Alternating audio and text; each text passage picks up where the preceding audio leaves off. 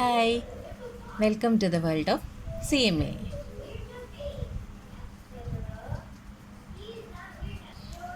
Administration overhead പഠിച്ച പോലെ തന്നെ നമ്മുടെ ടെക്സ്റ്റ് കൊടുത്തിരിക്കുന്ന ഒരു പാർട്ടാണ് സെല്ലിംഗ് ഓവർഹെഡ് എന്നുള്ളത്. പൊതുവെ അഡ്മിനിസ്ട്രേഷൻ ഓവർഹെഡ് കുറച്ച് മാത്തമാറ്റിക്കൽ ഇക്വേഷനൊക്കെ ഉണ്ടെന്നുണ്ടെങ്കിൽ അതൊന്ന് ആ മാത്തമാറ്റിക്കൽ ഇക്വേഷൻ ശരിയായാൽ തന്നെ അതൊന്ന് കംപ്ലീറ്റ് ആവും. പക്ഷേ ഈ സെല്ലിംഗ് ഓവർഹെഡ് എന്നുള്ളത് പൊതുവെ ഈസിയാണ്. എല്ലാം അവർ ക്വസ്റ്റ്യനിൽ തന്നെ തന്നിട്ടുണ്ടാവും. നമ്മളതൊന്ന് ഡീറ്റെയിൽഡ് ആയിട്ടൊന്ന് വായിച്ച് നോക്കി മനസ്സിലാക്കിയാൽ മാത്രം മതിയായിരിക്കും.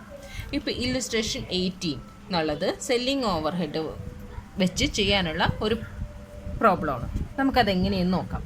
A company produced A simple product in 3 size A, B and C. Prepare a statement showing the selling and distribution expenses are apportioned over these 3 sides, applying the appropriate basis for such apportionment in each case from the particular indicated. Expense the total of the cost so apportion to each size as cost per unit sold nearest paise. A percentage of sales turnover nearest to 2 place for decimal.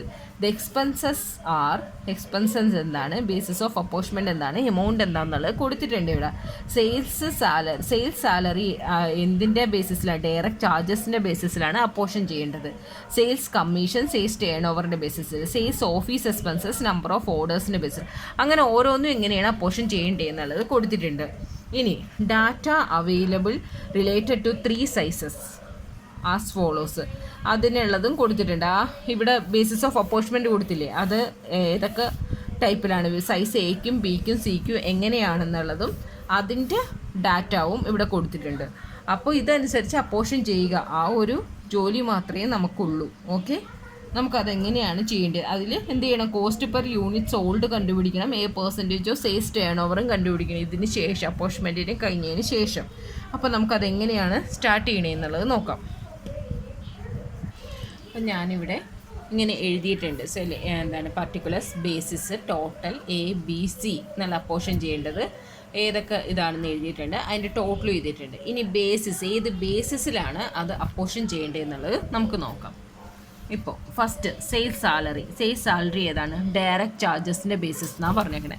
Direct charges എങ്ങനെയാണ്? Sales salary, number of salesman all paid same salary എന്ന് പറഞ്ഞേക്കണം. 451 ഈ ഈസ്റ്റൂലാണ്, ഈ റേഷ്യോയിലാണ് എന്ത് ചെയ്യേണ്ടത്? Sales salary apportion ചെയ്യേണ്ടത്. നമുക്ക് apportion ചെയ്യേണ്ടത് എങ്ങനെയാണെന്നുള്ളത് നമ്മളൊരു ഫസ്റ്റ് ഇതിൽ ഡീറ്റെയിൽഡായിട്ട് പഠിച്ചാണ്. അതുകൊണ്ട് ഇനിയിപ്പോൾ അതിനെക്കുറിച്ച് കൂടുതലൊന്നും പറയണ്ടല്ലോ. അപ്പോൾ എങ്ങനെയാണ്? 4000, 5000, 1000 എന്നുള്ള റേഷ്യോയിൽ നമുക്ക് എടുക്കാം. 451 എന്നുള്ളത് 10,000 ഡിവൈഡ് ചെയ്ത് എങ്ങനെ വരും? 4000, 5000, 1000 എന്നുള്ള റേഷ്യോ വരും. ഇനി അടുത്തത് എന്താണ്? സെയിൽസ് കമ്മീഷൻ ഏത് റേഷ്യോ എന്ന് പറയുന്നത്? സെയിൽസ് ടേൺ ഓവറിൻ്റെ റേഷ്യോ. സെയിൽസ് ടേൺ ഓവർ എത്രയാണ്? 58, 80, 62 ആ റേഷ്യോയിലാണ്. 58, 80, 62. അതിന് ചെറുതാക്കണമെങ്കിൽ ചെറുതാക്കാം കേട്ടോ. അപ്പോൾ നമ്മളത് ചെറുതാക്കണില്ല, രണ്ടായാലും കാൽക്കുലേറ്ററല്ലേ ചെയ്യണത്, പിന്നെ ചെറുതാക്കിയിട്ടും വലിയ കാര്യമൊന്നുമില്ല. 6000 × 58 ഡിവൈഡഡ് ബൈ 200 എത്രയാണ്?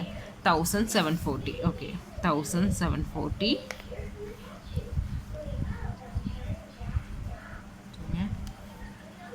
80 2400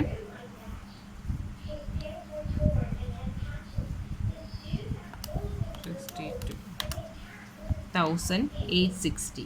ഓക്കെ, ഇനി സെയിൽസ് ഓഫീസ് എക്സ്പെൻസ് ഏതിൻ്റെ ബേസിസിലാണ്?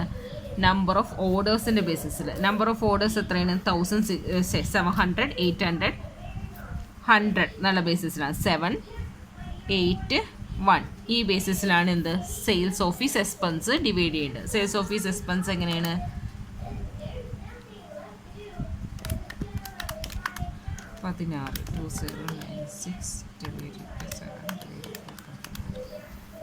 18 അത് ചെയ്യുമ്പോൾ 917, 1048, 131 വരും.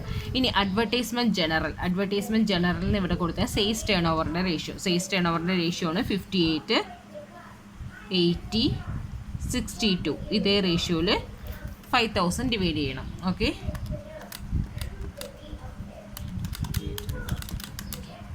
1450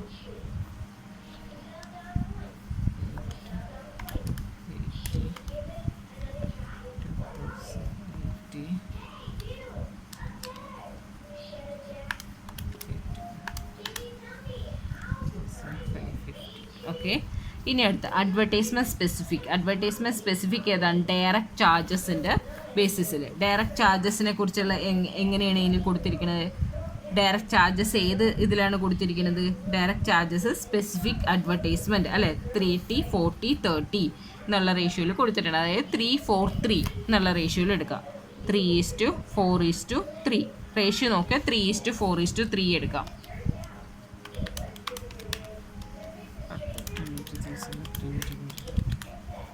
6,600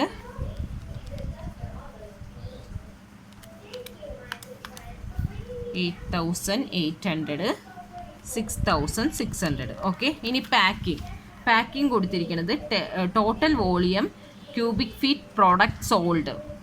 okay. Cubic feet product sold എന്നുള്ളതിൽ അത് കുറച്ച് നമുക്ക് നോക്കാനുള്ള. ക്യൂബിക് ഫീറ്റ് പ്രോഡക്റ്റ് സോൾഡ് എന്നാണ് കൊടുത്തേക്കണം. അപ്പോൾ എന്താണ് നമ്പർ ഓഫ് സോൾഡ് എത്രയാണ്? 10,400 ടോട്ടലാണത്. 3,400 4,000 3,000 എന്നാണ് സോൾഡ് വന്നതാണ്. ക്യൂബിക് ഫീറ്റിനെ കുറിച്ചുള്ള ഡീറ്റെയിൽസ് എന്താണ്? 5 80 70. അപ്പോൾ എന്ത് ചെയ്യണം? യൂണിറ്റ് സോൾഡിനാ ഇതും കൊണ്ട് മൾട്ടിപ്ലൈ ചെയ്യണം. 3,400 × 5. ആ കിട്ടണ ആൻസറിൻ്റെ റേഷ്യോയിൽ വേണം എന്തെടുക്കാനായിട്ട്? നമ്മൾ അഡ്വർടൈസ്മെൻറ്റ് സ്പെസിഫിക് എന്നുള്ളത് എടുക്കാനായിട്ട്. അതായത് 3,400 × 5 4,000 × 8 3,000 × 17 ചെയ്യുമ്പോൾ എത്രയാണോ ആൻസർ കിട്ടുന്നത് അതുകൊണ്ട് ചെയ്യണം. ഓക്കെ. അപ്പോൾ വർക്കിംഗ് ആയിട്ട് കൊടുക്കാം. വർക്കിംഗ് ആയിട്ട് എങ്ങനെ കൊടുക്കാം? ഫസ്റ്റ് യൂണിറ്റ് സോൾഡ് വരുമ്പോൾ എത്ര? യൂണിറ്റ് സോൾഡ് എങ്ങനെ എഴുതിയിരിക്കുന്നത്? Unit sold 3,400 4,000 3,000 3,400 4,000 3,000. ഓക്കെ. ഇനി അതിൻ്റെ ക്യൂബിക് ഫീറ്റ് എങ്ങനെ കൊടുത്തിരിക്കണത്? ക്യൂബിക് ഫീറ്റ് കൊടുത്തിരിക്കുന്നത് 5,870 ഇത് തമ്മിൽ മൾട്ടിപ്ലൈ ചെയ്യണം. അതായത് 3,400 × 5 എത്ര വരും? 17,000. 4,000 × 8 32,000. 3,000 × 17 51,000. ഈ റേഷ്യോയിൽ വേണം നമ്മൾ എന്ത് ചെയ്യാനായിട്ട്? ഇവിടെ പാക്കിംഗ് എക്സ്പെൻസ് എന്തൊക്കെയാണ് പറഞ്ഞാൽ പാക്കിങ്, ഡെലിവറി, വെയർഹൗസ് ഈ മൂന്നും ആ ഒരു ഇതിൽ വേണം എടുക്കാനായിട്ട്. 17 32 51 17 32 51 എന്നുള്ള റേഷ്യോയിലാണ് ഈ മൂന്നെണ്ണം കാണേണ്ടത്. ഓക്കെ. അപ്പോൾ ഇതിൻ്റെ ബേസിസിൽ ഞാൻ ഈ മൂന്നെണ്ണം അപ്പോഷൻ ചെയ്തിട്ടുണ്ട്. ഇനി അടുത്തേക്ക് എക്സ്പെൻസ് ക്രെഡിറ്റ് കളക്ഷൻ എന്നുള്ളത് ഏതിൻ്റെ ബേസിസിലാണ്? നമ്പർ ഓഫ് ഓർഡേഴ്സിൻ്റെ ബേസിസിലാണ്. നമ്പർ ഓഫ് ഓർഡേഴ്സ് എത്രയാണ്? 781 എന്നുള്ളത് കൊടുത്തിട്ടുണ്ട്. ഓക്കെ. അപ്പോൾ ഇത് എത്രയാണ്? 7:8:1 ആ ഒരു റേഷ്യോയിൽ ഡിവൈഡ് ചെയ്യണം. ഓക്കെ. അപ്പോൾ ഞാനത് ചെയ്ത് അതിൻ്റെ ടോട്ടലും എടുത്തിട്ടുണ്ട്. ഇനി ക്വസ്റ്റ്യനിൽ കൊടുത്തിരിക്കുന്നത് എന്താണ്? ക്വസ്റ്റ്യനിൽ കൊടുത്തിരിക്കുന്നത് കോസ്റ്റ് പെർ യൂണിറ്റ് സോൾഡും പെർസെൻറ്റേജ് ഓഫ് സെയിൽസ് ടേൺ ഓവറും കാണാനാണ്. കോസ്റ്റ് പെർ യൂണിറ്റ് സോൾഡ് കാണുന്നത് എങ്ങനെയാണ്? കോസ്റ്റ് പെർ യൂണിറ്റ് സോൾഡ് എന്ന് വെച്ചാൽ ഇപ്പോൾ നമുക്ക് കിട്ടിയ ടോട്ടൽ ഡിവൈഡഡ് ബൈ എത്രയാണ്? യൂണിറ്റ് സോൾഡ് × 100 അതാണ് എടുക്കേണ്ടത്. ഓക്കെ. അപ്പോൾ കോസ്റ്റ് പെർ യൂണിറ്റ്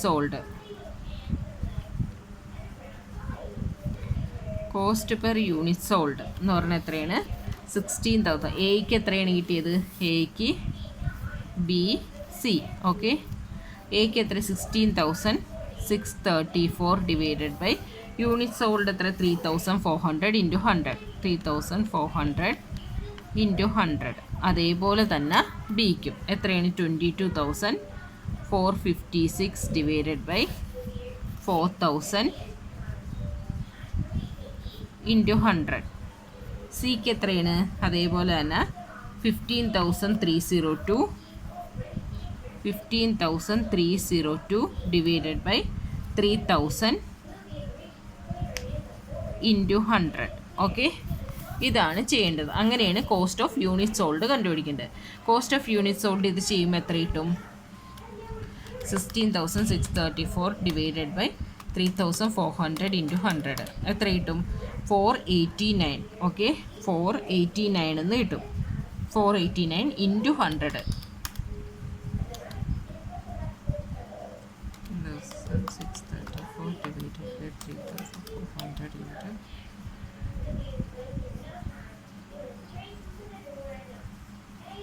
എത്ര കിട്ടും? 4.89 എന്ന് കിട്ടും. ഇതെത്ര കിട്ടും?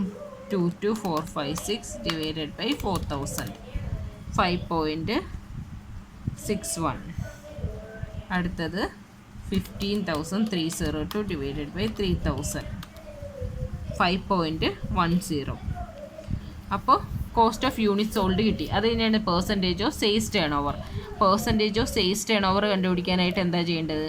Percentage of sales turnover ആണെങ്കിൽ ഇതേ റേഷ്യോനെ എന്ത് ചെയ്യണം? സെയിൽസ് ഇല്ലേ, സെയിൽസ് ടേൺ ഓവർ കൊണ്ട് ഡിവൈഡ് ചെയ്യണം. അപ്പോൾ കിട്ടുന്നതാണ് percentage of sales turnover. അപ്പോൾ എങ്ങനെ കിട്ടും? 16,634 ഡിവൈഡഡ് ബൈ സെയിൽസ് എത്ര? 58,000 into 100. Okay, 16,634 divided by 58,000 into 100 എത്ര വരും? 28.67. അടുത്തത് എത്രയാണ്? അടുത്തത് 22,456 സെയിൽസ് ടേൺ ഓവർ എത്രയാണ്? 80,000 കൊണ്ട് 80,000 ഇൻറ്റു 100. 80,000 ഇൻറ്റു 100 ചെയ്യുമ്പോൾ എത്ര കിട്ടും? 22,456 ഡിവൈഡഡ് ബൈ 80,000 ഇൻറ്റു 100 എത്ര വരും? 2807 വരും. 2807 വരും.